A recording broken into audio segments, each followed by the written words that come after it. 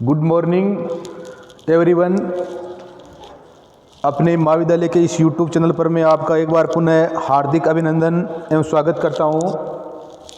BA first year political science के जो student हैं, हम जो राजनीतिक सिद्धांत पॉलिटिकल थ्योरी जो बुक है उसमें उदारवादी दृष्टिकोण पढ़ा पहले, उसके बाद में आदर्शवादी दृष्टिकोण पढ़ा और आज हम जो राज्य का कार्य क्षेत्र है इसमें मार्क्सवादी दृष्टिकोण पढ़ेंगे।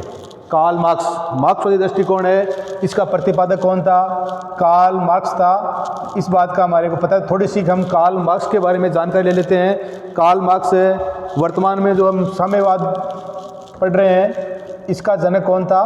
कार्ल मार्क्स ही था। इनका एक प्रमुख कोटेशन है कि विश्व के मजदूरों तुम एक हो जाओ, तुम्हारे पास खोने के लिए सिर्फ ये बेड़ियां है, इसके अलावा कुछ भी नहीं है, और पाने के लिए पूरा संसार है वो आपके सामने है। तो इस प्रकार इन्होंने कहा था कि भाई विश्व के या संसार भर के जो मजदूर है तुम क्या हो जाओ? एक हो जाओ। तुम्हारी एकता में तुम्हारी क्या है? बहुत सारे फायदे हैं। तो मार्क्सवादी दृष्टिकोण है, इसके प्रतिपादक कार्ल मार्क्स था। कार्ल मार्क्स का काफ़ी बार छोटा वाला क्वेश्चन अपने 2 नंबर का था, वो पूछा गया है। कार्ल मार्क्स का जन्म कहाँ हुआ? तो कहाँ हुआ? जर्मनी में। कार्ल मार्क्स का जन्म कहाँ हुआ? तो जर्मनी में। जर्मनी में कहाँ हुआ? कार्ल मार्क्स का जन्म जर्मनी के राइन प्रांत, जिस प्रकार से अपना राज्य बोलते हैं वहाँ पे प्रांत, तो जर्मनी का कौन सा प्रांत? राइन प्रांत के कौन से नगर में? त्रिएर नगर में हुआ था। और इनके पिता का नाम क्या था? हेनरिक मार्क्स था। और इनका जो परिवार है वो यहूदी परिवार या यहूदी धर्म को मानने वाला था। हमारे को कार्ल मार्क्स की सामान्य जानकारी का पता होना चाहिए क्योंकि काफ़ी बार पूछा गया है। कार्ल मार्क्स का जन्म जर्मनी के राइन प्रांत के त्रिएर नगर में हुआ था। कब हुआ था? 5 मई 1818 को। कब हुआ था? 5 मई 1818 को। और पिता का नाम क्या था? हेनरिक मार्क्स था। और ये धर्म या इनका परिवार ये किस धर्म से संबंधित था? तो यहूदी धर्म से संबंधित था। इस बात का ध्यान रखना है। राजनीतिक चिंतन के इतिहास में कार्ल मार्क्स को वैज्ञानिक जो समाजवाद, हम वैज्ञानिक समाजवाद, राजनीतिक चिंतन के क्षेत्र में जो वैज्ञानिक समाजवाद है इसका जनक किसे कहते हैं? कार्ल मार्क्स को ही कहते हैं। किसको कहते हैं? कार्ल मार्क्स को ही कहते हैं। इस बात का ध्यान रखना है। राजनीतिक क्षेत्र में अगर पूछ ले क्वेश्चन तो वैज्ञानिक समाजवाद है, इसका जनक किसे कहा जाता है? तो किसे कहा जाता है? कार्ल मार्क्स को कहा जाता है। इसका जन्म कब हुआ था? 5 मई 1818 को हुआ था। उसके दर्शन ने समूचे संसार में हलचल मचा दी। कार्ल मार्क्स का जो ये वैज्ञानिक समाजवाद है इसने पूरे विश्व या समूचे संसार में क्या मचा दी? हलचल मचा दी। एक नया विचार है वो इन्होंने उत्पन्न किया। बुद्धिजीवी और शासक वर्ग को ही नहीं, आम जन समुदाय को भी, बुद्धिजीवी और शासक वर्ग है उनको ही नहीं, आम जो जन समुदाय है उसको इन्होंने क्या कर दिया? झकझोर कर रख दिया। तो ये हमारे को ध्यान रखना है कि जो राजनीतिक चिंतन के इतिहास में कार्ल मार्क्स है, इसको वैज्ञानिक जो समाजवाद है इसका क्या कहा जाता है? जनक कहा जाता है। अब आज हम मार्क्स प्रथम समाजवादी लेखक है। एक विचारक लिखता है कि कार्ल मार्क्स है वो मार्क्स प्रथम समाजवादी लेखक है। मार्क्स प्रथम समाजवादी लेखक है जिसके कार्य को वैज्ञानिक कहा जा सकता है। जिसके कार्य को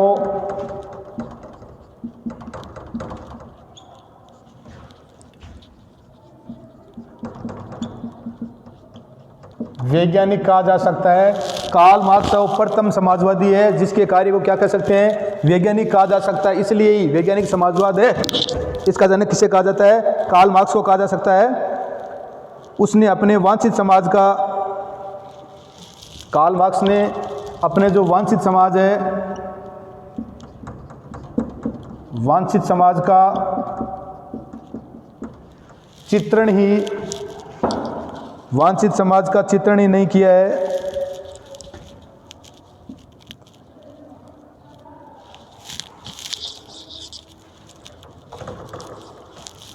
वांछित समाज का चित्रण ही नहीं किया है,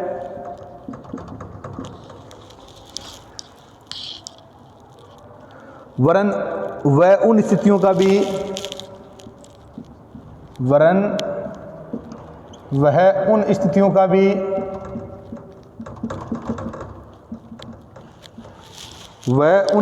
का भी विस्तृत वर्णन करता है। उन स्थितियों का भी विस्तृत वर्णन करता है जिसके माध्यम से इस लक्ष्य को प्राप्त किया जा सके,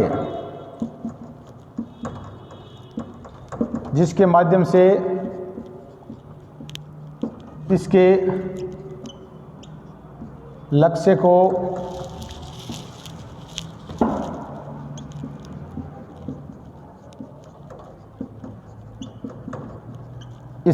को प्राप्त किया जा सके। ये किसने लिखा है? CEM जॉर्ज ने।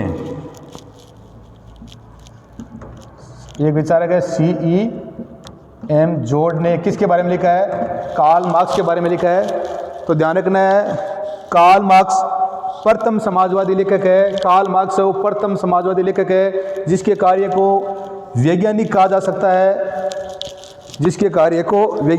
सकता है, उसने अपने वांछित समाज का चित्रण ही नहीं किया है। उसने अपने जो वांछित समाज है इसका ही मतलब, वांछित का मतलब क्या होता है? सही।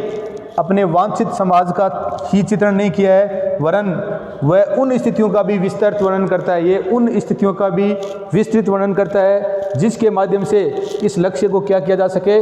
प्राप्त किया जा सके। किसको? समाजवाद को। ये किसने कहा है? CM जॉर्ज ने कहा है। तो इस कोटेशन का ध्यान रखना। ये किसने कहा है? तो CM जॉर्ज ने कहा है। CM जॉर्ज ने। मार्क्स प्रथम समाजवादी लेखक है जिसके कार्य को वैज्ञानिक कहा जा सकता है। उसने अपने वांछित समाज का चित्रण ही नहीं किया, वरन वह उन स्थितियों का भी विस्तृत वर्णन करता है जिसके माध्यम से इस लक्ष्य को प्राप्त किया जा सकता है। ये कोटेशन किसने लिखा है? CM जॉर्ज ने। किसके बारे में? कार्ल मार्क्स के बारे में। और कार्ल मार्क्स को वैज्ञानिक जो समाजवाद है इसका क्या कहा जाता है? जनक कहा जाता है। इस बात का ध्यान रखना है। कार्ल मार्क्स के संपूर्ण चिंतन को कार्ल मार्क्स के संपूर्ण चिंतन को कार्ल मार्क्स का जो चिंतन है या संपूर्ण जो चिंतन है उसको क्या कहते हैं? मार्क्सवादी कहते हैं। क्या कहते हैं? उसके चिंतन को ही, कार्ल मार्क्स का जो संपूर्ण चिंतन है उसे क्या कहा जाता है? मार्क्सवादी या मार्क्सवाद कहा जाता है। मार्क्स एक समाजवादी विचारक है। पूछ ले मार्क्स क्या है? तो मार्क्स क्या है? कार्ल मार्क्स है वो एक समाजवादी विचारक है। कार्ल मार्क्स क्या है? कार्ल मार्क्स किस प्रकार के विचारक है? तो किस प्रकार के? कार्ल मार्क्स है वो समाजवादी विचारक है। उसने वैज्ञानिक आधार पर समाजवादी विचारधारा का, कार्ल मार्क्स ने वैज्ञानिक आधार पर समाजवादी जो विचारधारा है उसका क्या किया? प्रतिपादन किया। समाजवादी विचारधारा का क्या किया? वैज्ञानिक आधार पर। मार्क्स एक समाजवादी विचारक है। उसने वैज्ञानिक आधार पर समाजवादी विचारधारा का प्रतिपादन किया और समाजवादी समाज की स्थापना के लिए, और उन्होंने कहा कि समाजवादी जो समाज है, समाजवादी समाज की स्थापना किस प्रकार से होगी? समाजवादी जो समाज है उसकी स्थापना के लिए उन्होंने क्या किया? क्रांति पर बल दिया। किस पर बल दिया? समाजवादी समाज की स्थापना तभी होगी, कब होगी? जब क्रांति करेंगे। समाजवादी विचारधारा का प्रतिपादन किया और समाजवादी समाज की स्थापना के लिए क्रांति की अनिवार्यता पर बल दिया। कार्ल मार्क्स ने कहा कि समाजवादी जो समाज है इसकी अगर स्थापना करनी है तो इसके लिए समाज को अनिवार्य रूप से क्या करनी पड़ेगी? क्रांति करनी पड़ेगी। क्रांति से ही क्या होगा? समाजवादी समाज है इसकी स्थापना होगी। मार्क्सवाद को वैज्ञानिक समाज, कार्ल मार्क्स है इसके विचारों को या मार्क्सवाद को क्या कहते हैं? वैज्ञानिक समाजवाद भी कहा जाता है। मार्क्स के विचारों को या मार्क्सवाद को हमने पढ़ा कि मार्क्स का जो संपूर्ण चिंतन है उसे क्या कहते हैं? वैज्ञानिक समाजवाद कहते हैं। तो वैज्ञानिक समाजवाद है मार्क्सवाद को ही कहा जाता है। इसलिए वैज्ञानिक समाजवाद है इसका प्रतिपादन किसको या जनक किसे कहा जाता है? किसे कहा जाता है? कार्ल मार्क्स को कहा जाता है। इस बात का ध्यान रखना है। मार्क्स प्रथम समाजवादी विचारक नहीं था। मार्क्स हम जो ये समाजवादी जो विचारधारा है इसको क्रांति करेंगे तभी क्या होगी? समाजवादी जो समाज है इसकी स्थापना क्रांति ही से ही होगी। क्रांति उसके लिए अनिवार्य है। तो कार्ल मार्क्स है वो प्रथम समाजवादी विचारक। कार्ल मार्क्स से पहले भी क्या हुई है? समाजवादी विचारक हुई है। कार्ल मार्क्स कोई प्रथम समाजवादी विचारक नहीं था, परंतु उन्होंने वैज्ञानिक आधार पर क्या नहीं किया? इस विचारधारा का नहीं कर पाए वो। मार्क्स प्रथम समाजवादी विचारक नहीं था। मार्क्स के पूर्ववर्ती, मार्क्स से पहले भी समाजवादी विचारक थे। कार्ल मार्क्स से पहले भी समाजवादी विचारक थे, परंतु वो क्या थे? कल्पनावादी व स्वप्न लोक के थे। क्या थे वो? कल्पनावादी कहने का मतलब है कि कार्ल मार्क्स प्रथम वैज्ञानिक समाजवादी विचारक थे, परंतु कार्ल मार्क्स ही प्रथम समाजवादी विचारक नहीं थे। उनसे पहले भी समाजवादी विचारक थे, परंतु उन्होंने सिर्फ क्या की थी, उन्होंने सिर्फ कल्पना की थी, उन्होंने सिर्फ क्या देखे थे, स्वप्न देखे थे। जिस प्रकार से हमने आदर्शवाद का अध्ययन किया वैसे ही थे वो। तो मार्क्स प्रथम समाजवादी विचारक नहीं था। मार्क्स के पूर्ववर्ती कल्पनावादी या स्वप्नलोकी समाजवादियों में अनेक विचारक हुए। उनमें सर टॉमस मूर है, अनेक कल्पनावादी व समाजवादी विचारक हुए। उसमें सर टॉमस मूर है। पूछ ले कि कार्ल मार्क्स से पहले के समाजवादी विचारकों के नाम बताओ, तो हमारे को ध्यान रखना है सर टॉमस मूर है, सेंट साइमन है, चार्ल्स फोरियर है,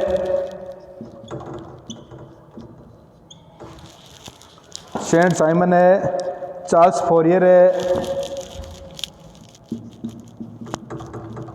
रॉबर्ट ओवेन है,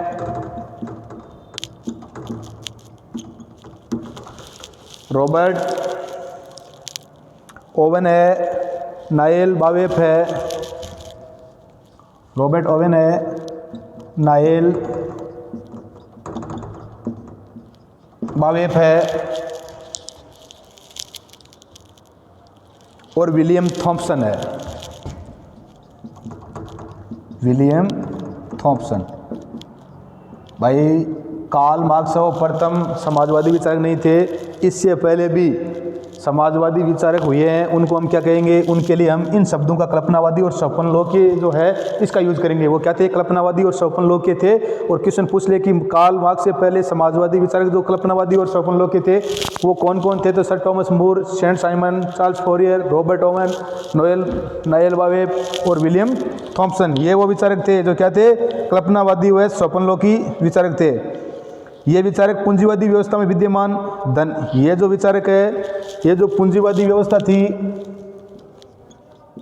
कल्पना लोक के, ये जो ये स्वप्न लोक के विचारक है, ये जो पूंजीवादी व्यवस्था थी इसमें ये क्या चाहते थे, ये विचारक पूंजीवादी व्यवस्था में विद्यमान धन की विषमता, जो ये पूंजीवादी व्यवस्था थी इसमें जो धन की व्यवस्था थी वो क्या थी, विद्यमान धन की विषमता। मतलब जो धन है वो धन की जो व्यवस्था थी ये कि पूंजीवादी जो विश्व है या पूंजीवादी जो व्यवस्था है इसमें जो धन है, जो संपत्ति है, उसका वितरण क्या है, असमान है। इससे ये क्या थे, नाराज थे। धन की विषमता, स्वतंत्र प्रतियोगिता और आर्थिक क्षेत्र में राज्य की हस्तक्षेप की नीति के क्या थे, कटु आलोचक थे। ये स्वतंत्र प्रतियोगिता है,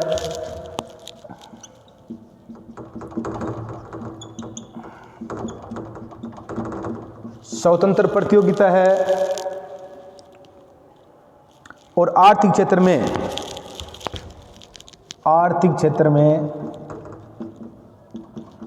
राज्य की जो हस्तक्षेप की नीति है इसके ये क्या थे,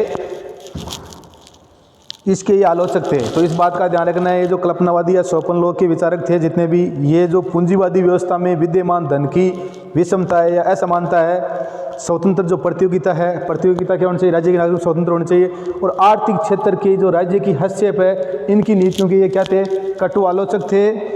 मार्क्स के पूर्व के समाजवादियों को, अब कार्ल मार्क्स के पूर्व के जो समाजवादी कौन, सर टॉमस मूर है, सेंट साइमन है, चार्ल्स फोरियर है, रॉबर्ट ओवेन है, नायल बावेफ है और विलियम थॉम्पसन है, इन्हें क्या कहते हैं, इन सबको कार्ल मार्क्स के पूर्व के समाजवादियों को स्वप्नलोकी समाजवादी भी, इनको क्या कहते हैं, स्वप्नलोकी समाजवादी या कल्पनावादी समाजवादी भी कहा जाता है। इस बात का ध्यान रखना है। कार्ल मार्क्स के जो पूर्ववर्ती समाजवादी विचारक है इनको कल्पनावादी या स्वप्नलोकी विचारक भी कहते हैं। और इनके मैंने पूछ लिया कि कार्ल मार्क्स के पूर्ववर्ती विचारकों के नाम, तो Sir Thomas More, Saint Simon, Charles Fourier, Robert Owen, Noel Babeuf और विलियम थॉम्पसन है।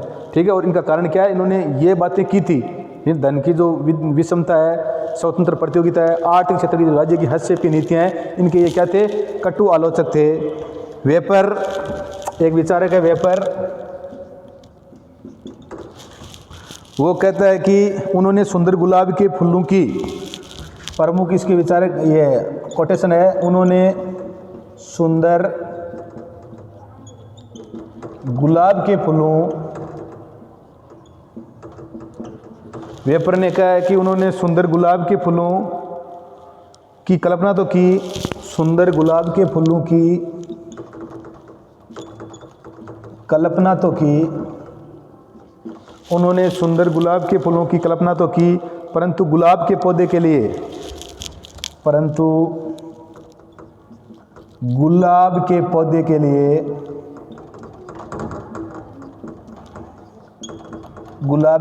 लिए वे कोई ज़मीन तैयार नहीं कर पाए, ज़मीन तैयार नहीं कर पाए।